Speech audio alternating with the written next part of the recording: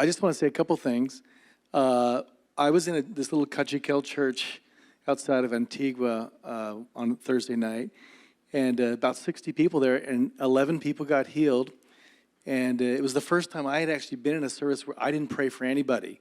It was all the people in the church doing it. And I'm so grateful for Paul's emphasis on let's equip them to do it so that it keeps going when we're gone. And it's really amazing. And then the pastor, his name was Wilson, by the way, Wilson C-O-J. Yeah, it's a good name, but it was his first name. And he said, Pastor Lee, in our church, these two women that are intercessors, they do, and they're really godly women, they do all the praying. But this was the first time new believers were praying for the sick and people were getting healed. And it just blew his mind. And so that was a really, really awesome experience for me, and really happy to be there and encourage him. The other experience that I had that I felt like I should share was we had about 5 churches that were not Foursquare. It was the first time that the Foursquare Guatemala Church had ever done anything that was interdenominational. Now, that's just part of the missions world, that everybody kind of stays in their lane, stays on their turf. But they said, no, let's open this up to other churches in these communities.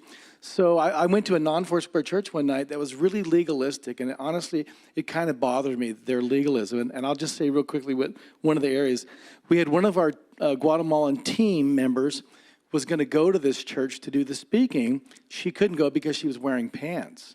And so they were just like, no way, no women can wear pants in our services, which is all over the world. That kind of stuff is all over the world. But I said, no, I'll go and I'll do it. And so I had this attitude in me already walking in the door that wasn't so great.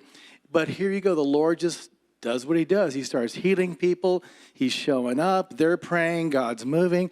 And it's like, my little hoof didn't matter at all to God, because his love and his mercy is far beyond the way we think.